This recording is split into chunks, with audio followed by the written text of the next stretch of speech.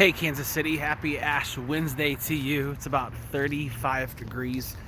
I'm out walking around 9:30 on Wednesday night. That's right, I'm in downtown actually, just passing by old Anthony's right here, Restaurante. And I decided I needed to walk tonight. I live in the River Market, so it's just a little simple jog out of the River Market to get up here to this level of downtown. And I just wanted to come with you guys and, do something I haven't done for a long time, is just talk to you guys, So I apologize that the video is a little shakety. I just, tried attempting to run. So definitely out of shape, working on that. But now I'm walking and, a lot of people have asked, what inspired you, some years ago to stop drinking alcohol and smoking weed. And I honestly, my response to a lot of people anymore is the life that I live now. And it's very hard for people to understand like what level that, where I might have came from. And it's also very difficult for me to explain that because we're at a level of professionalism these days, and everything is so highly documented. And when you work full time in a career that you just you don't want to say too much or do too much because you don't want people to judge you or be a critic to your craft or to your past or anything you've done in life. So it's really hard for me to be honest and open and upfront as I used to be in the first couple of years, for just confidentiality in my own rights, my own life, because honestly, I didn't do anything illegal, if that's what you want to know. But I run a full background check, and then everybody can look me up if they'd like and Google me or do whatever you got to do. But I run a pretty honest life, and I just want to let you know that quitting alcohol and quitting smoking was really hard for me. And the reason why I did it is because I wasn't raised that way. It's because I honestly had serious anxiety and serious depression. And I still deal with my anxiety and I still deal with my depression. And people are like, "Oh, how can you have anxiety? You do this and you do that."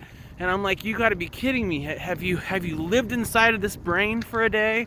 Because honestly, there's a lot of crap that goes on sometimes. And you know what? It's hard to put everything together and do the right thing by not drinking, by not smoking, by not even thinking about wanting that stuff in my life, and trying to live, a healthy lifestyle, trying to take care of my body, try to take care of my mind, try to take care of my life. It's hard. It's not easy. And we all are faced with difficult battles all the time. Some of us have financial issues or other health concerns, or we have family stress or work stress or relationship stress, or our marriage is terrible, or something's going on, or a car sucks and we can't get it fixed, or there's so many things that are taking us down.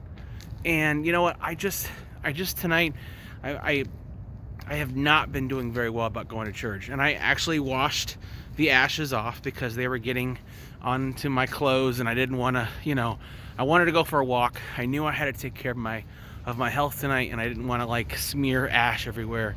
But I just wanted to tell you guys, basically that it all started with, knowing that I had to set a goal. And when I set that goal of stopping to drink to sleep, stopping to drink to function, stopping to drink to have fun, being able to, not stay by myself all the time and just want to drink and be alone.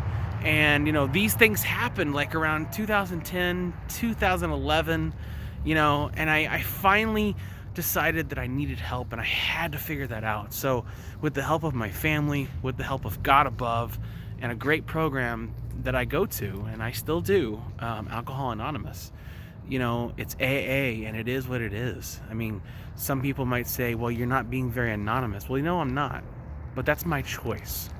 So what? If I fail and I fall on my face one day, that's my choice to get back up and try again.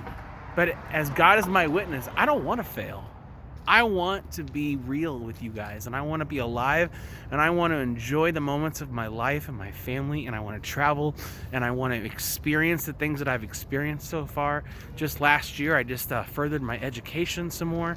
I really enjoy teaching full time. I love performing too. The Quaff is a second family to me, and honestly, everything is going really well.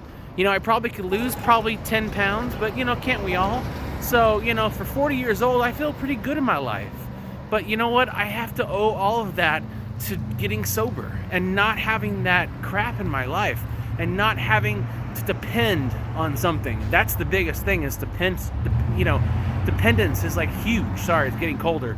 And, I had to realize that I cannot depend on something to live my life day and night, every single day, morning, sleep, whatever, nap. It was alcohol, drinking, smoking, whatever it was to get by. Can't do it. Can't depend on it. So you know what? I had to ask for help. I had to give it up. I had to get help, and I had to get somebody in my life that understood who I was. And that was a sponsor for me. And, as I'm experiencing a man across the street carrying a bottle right now, I never felt that I got to a level where I was walking around carrying a bottle. I never felt like I got to a place in my life where I was going to do something stupid, but I had thoughts of ending my life many a times. And that movie Star is Born is so real for me. So, there's a lot of things that we can relate to these days. Addiction and possible alcoholism is and mental illness is everywhere anymore. And people are so nervous to talk about it because they don't want people to think they're crazy, which is so stupid. So don't be afraid to talk to somebody. That's where it all began for me, is when I gave it up high and I was able to talk to people and I was able to open up. And that was when I started living life, and I started to be able to accomplish things and pay off debts and, say I'm sorry for some of the stupid shit that I've done in my life. Because I have, relationships.